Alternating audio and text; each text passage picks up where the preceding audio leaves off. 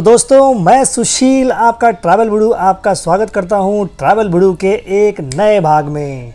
क्या आप समुंदर के किनारों की सुंदरता का अनुभव करना चाहते हैं? क्या आपने कभी कोंकण के तटीय सौंदर्य के बारे में सुना है?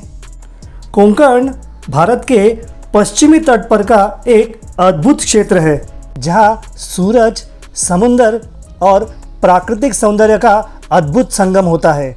यही नहीं, यहाँ पर हजारों साल पुराने पुरातन मंदिर है, 20,000 साल पुराने कातल शिल्प मतलब अंग्रेजी में petroglyphs, images created on rock by removing part of the rock surface और ये भी मौजूद है।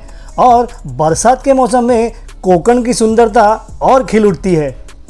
कोंकण में महाराष्ट्र और गोवा के तटीय जिले आते हैं।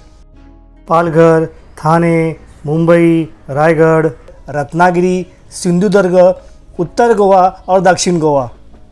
पौराणिक कथा के अनुसार भगवान परशुराम ने तीर चलाकर समुद्र को पीछे ढकेलते हुए एक नई भूमि का निर्माण किया था। इसी कारण कोंकण, गोवा और केरला में भगवान परशुराम वंदनीय है और इसलिए इसे परशुराम भूमि और गॉड्स ओन कंट्री कहा जाता है। भगवान परशुराम भगवान विष्णु के दशावतार में से छठे अवतार है और 7 चिरंजीवियों में से मतलब अमर व्यक्तियों में से एक है जो कलयुग के अंत में विष्णु के 10वें और अंतिम अवतार कल्कि के गुरु के रूप में प्रकट होंगे। तो दोस्तों, यह मेरी एक ड्रीम जर्नी है जो मेरी बकेट लिस्ट में से एक है। मैंने इसे बहुत सारे रिसर्च के बाद बनाया है और इसमें मैंने मेरा पूरा अब तक का अनुभव लगा दिया है।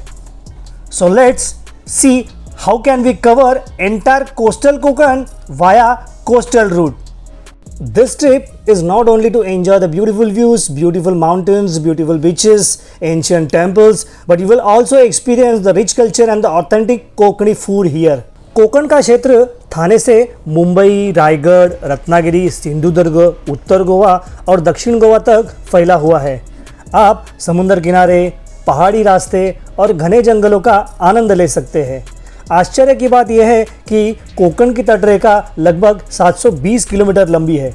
आप यहाँ समुद्र में तैरने का, मछली पकड़ने का और बोटिंग करने का भी आनंद ले सकते हैं। कोंकण में कई अद्भुत बीचेस हैं जैसे कि सिंधुदुर्ग में देवबाग, तारकर्ली, कुणकेश्वर, देवगढ़, रत्नागिरी में देवघड़ी, गणेशगुळे, भाटे, आरेवारे, भंडारपुळे, गणपतीपुळे, हेदवी, वेळणेश्वर, गुहागर, कोलथरे, लाडघर और दापोली के पास करदे, मुरुड, आंजर्ले, केळशी और वेरास। इसमें से केळशी और वेरास टर्टल फेस्टिवल के लिए बहुत ही फेमस है। और रायगढ़ में हरिहरेश्वर, श्रीवर्धन, अरावी, कोंडिवली, दिवे आगार, मुरुड, काशी, रेवदंडा, नागाव, आक्षी, अलीबाग, वर्सोली, किहिम और आवास बीच। तो अब बात करते हैं कोंकण के संस्कृति की। यहाँ के लोग बहुत ही फ्रेंडली और अपने मेहमानों का स्वागत तहे दिल से करते हैं। कोंकण की विशेषता है यहाँ का स्वादिष्ट भोजन। यदि आप समुद्री भोजन के शौकीन हैं तो आपको यहाँ की स्वादिष्ट मछली कोंकणी पद्धति से पकाई गई अवश्य खानी चाहिए। तो आइए जानते हैं मैंने अपनी कोंकण कोस्टल टूर कैसे प्लान की है। वैसे तो थाना और मुंबई भी कोंकण में आता है, लेकिन असली कोंकण तो शुरू होता है रायगढ़ ज़िले से। इसलिए जब भी कोई कोंकण कोस्टल टूर शुरू करता है तो उसके टूर का पहला डेस्टिनेशन होता है रायगढ़ ज़िले का अलीबाग। अब आप स्क्रीन पर जो देख रहे हो वो सबसे पुराना ट्रेडिशनल रूट है जो पनवेल से वडखल होके अलीबाग तक पहुंचता है और इस रूट से मुंबई से अलीबाग पहुंचने को 2.5 से 3 घंटे लगते हैं। और ये जो आप दूसरा रूट देख रहे हो ये है गेटवे ऑफ इंडिया से by boat. This is the cheapest and fastest route to reach Alibag. Ferry services आपको मांडवा जेट्टी तक ले जाती है और उसके आगे बस सर्विस होती है जिसका भाड़ा फेरी बोट के टिकट में ही इंक्लूड होता है। यहाँ पर अजंता, पीएनपी, मालदार इन कंपनियों की फेरी सर्विसेज उपलब्ध है। अगर आप अपनी कार या बाइक बोट में डाल के ले जाना चाहते हैं तो ये भी ऑप्शन अवेलेबल है। मांडवा जेट्टी से जैसे जैसे आप साउथ की ओर जाएंगे तो सबसे पहला बीच आता है अवस बीच, उसके बाद किहिम बीच, उसके बाद वर्सोली बीच और सबसे आखिर में आता है अलीबाग बीच। और ये है तीसरा नया रूट जो साउथ मुंबई को नवी मुंबई से अटल सेतु से जोड़ता है। इस ब्रिज से पहले साउथ मुंबई के लोगों को अलीबाग जाने के लिए वाशी का ब्रिज यूज़ करना पड़ता था, लेकिन अब उनका कम से कम 1 घंटा बचता है। हाँ, लेकिन एक बात है, ये अटल सेतु यूज़ करने के लिए हमें 250 रुपये का टोल देना पड़ता है। देखिए, अगर आप आपकी जर्नी बाइक या अपनी कार कैटामरिन में डाल के शुरू करने वाले हैं तो आप इन सभी जगह को विज़िट कर सकते हैं। और अगर आप नॉर्थ मुंबई में रहने वाले हो और आपकी जर्नी ट्रेडिशनल रूट से मतलब नवी मुंबई, पनवेल, वडखल और अलीबाग करने वाले हो तो आपका पहला डेस्टिनेशन अलीबाग को चुन सकते हैं। तो आप अपनी सहूलियत के अनुसार आपका पहला डेस्टिनेशन इनमें से कोई भी चूज़ कर सकते हैं। मांडवा जेट्टी से 5 किलोमीटर डिस्टेंस पे सासवणे गांव है। उस गांव में एक म्यूज़ियम है, करमरकर म्यूज़ियम। जिनको शिल्पकला में रुचि है वो इस म्यूज़ियम को विज़िट कर सकते हैं। तो इस कोस्टल टूर पे मेरा पहला डेस्टिनेशन होगा अलीबाग। अलीबाग बीच पे खड़े रह के आप समुद्र की तरफ देखेंगे तो आपको सामने दिखाई पड़ेगा कुलाबा किला। और ये कुलाबा किला, जिन्हें अंग्रेज़ समुंदर के शिवाजी कहते थे, श्री कान्होजी आंग्रे की पहली राजधानी थी। और ज्वार भाटे का टाइमिंग देखकर इस किले में आप चल के भी जा सकते हैं। वैसे ही किहिम बीच के सामने आपको जो दिखाई पड़ते हैं 2 किले, उनका नाम है उंदेरी और खांदेरी। तो अलीबाग बीच के ऊपर कुछ समय बिताने के बाद हम अपनी यात्रा शुरू करते हैं दक्षिण की ओर। इस रूट पे आपको मिलते हैं आक्षी बीच, नागांव बीच और सबसे आखिर में रेवदंडा बीच।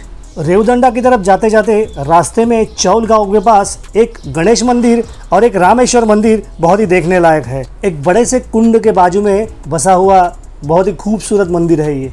रेवदंडा बीच पर जाएंगे तो रेवदंडा फोर्ट देखना मत भूलिएगा और अंदर सातखणी बुरुज ज़रूर देखिएगा। जैसे ही रेवदंडा से आप बाहर निकलेंगे तो आपको एक खाड़ी पर बहुत बड़ा ब्रिज लगेगा। अगर आपको अलीबाग का बिरला मंदिर देखना है तो ब्रिज से लेफ़्ट लीजिए, और अगर आपको मुरुड या काशिद की तरफ जाना है तो ब्रिज से राइट ले लीजिए। और ये इस जर्नी का पहला खूबसूरत कोस्टल रूट है जो कि समुंदर के किनारे से होकर जाता है। जैसे ही आप राइट लोगे तो आपको समुंदर में एक फोर्ट दिखाई पड़ेगा।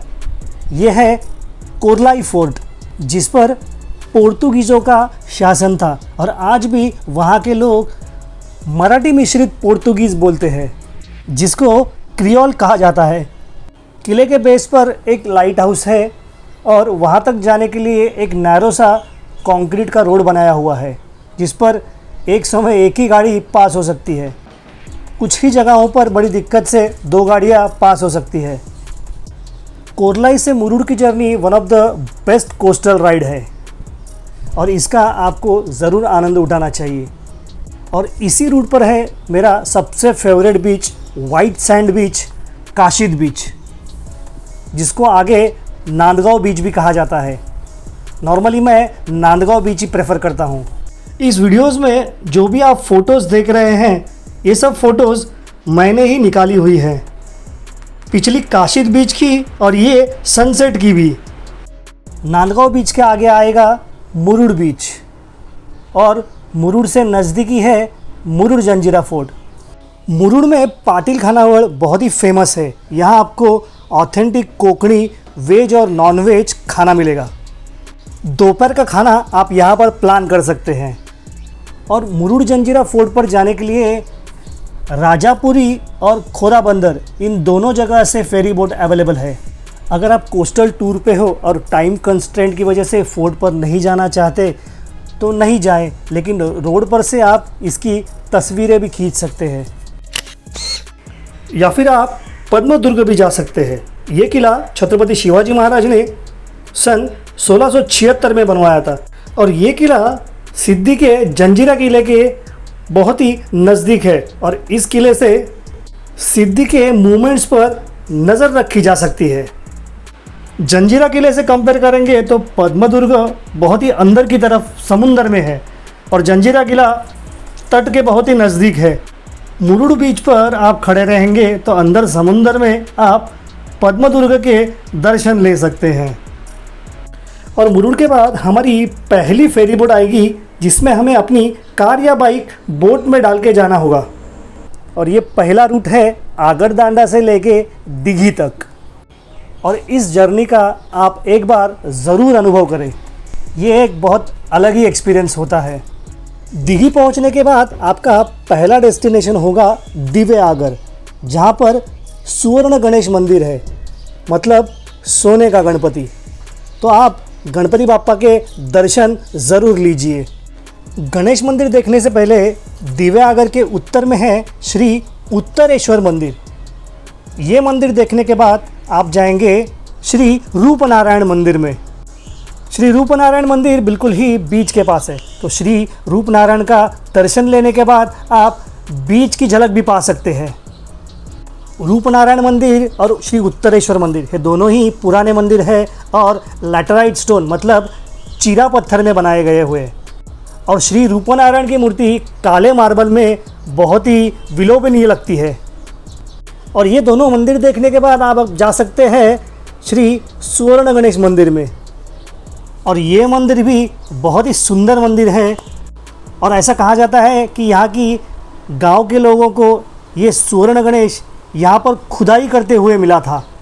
हालांकि बहुत सालों पहले उस ओरिजिनल मूर्ति की चोरी हो गई थी, लेकिन कुछ सालों बाद वो सोना रिकवर हुआ, लेकिन ओरिजिनल मूर्ति पिघलाई गई थी, इसलिए ओरिजिनल मूर्ति जैसे हूबहू दूसरी नई मूर्ति बनवाई गई जो अभी मंदिर में स्थित है।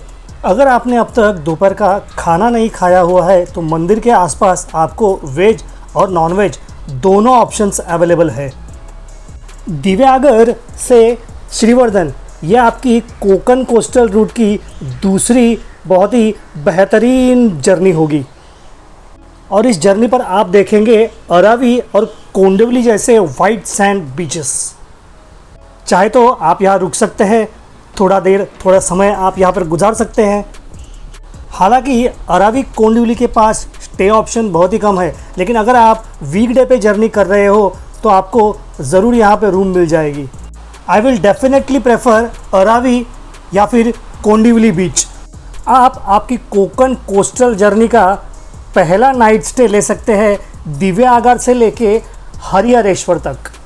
आपको दिव्य आगर, श्रीवर्धन और हरिहरेश्वर में बहुत से ऑप्शन मिल जाएंगे स्टे के लिए।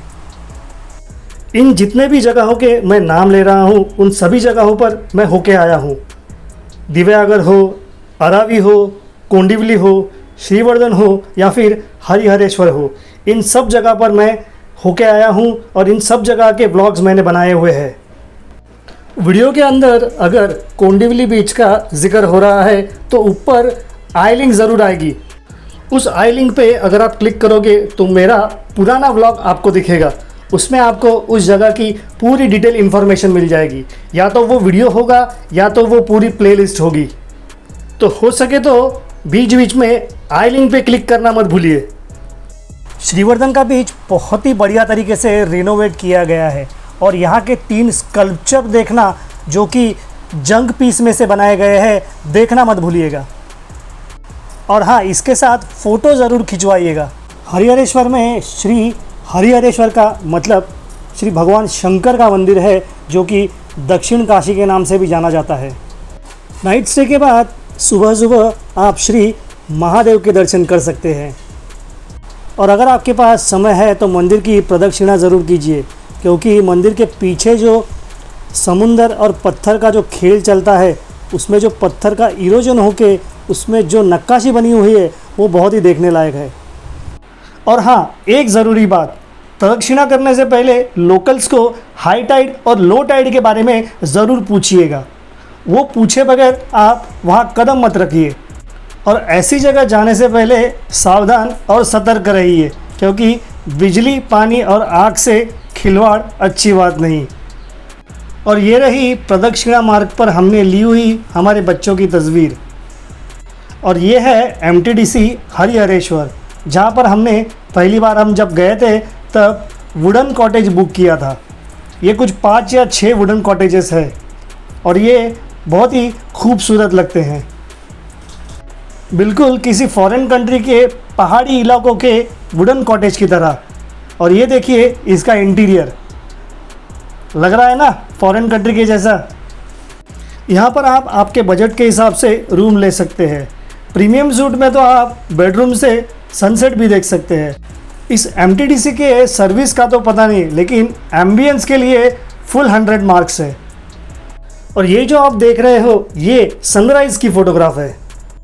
और हाँ, एक ज़रूरी बात, इस MTDC हरिहरेश्वर को एक छोटा सा प्राइवेट बीच अटैच है, जहाँ पर स्टेयर्स उतर के आप आराम से जा सकते हैं और आपकी शाम वहाँ आप गुजार सकते हैं।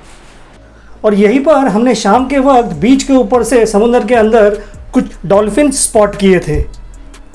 तो अगर आप चाहें तो इस कोकन कोस्टल रूट के पहले दिन की मतलब फर्स्ट नाइट हॉल्ट इस MTDC हरिहरेश्वर में ले सकते हैं।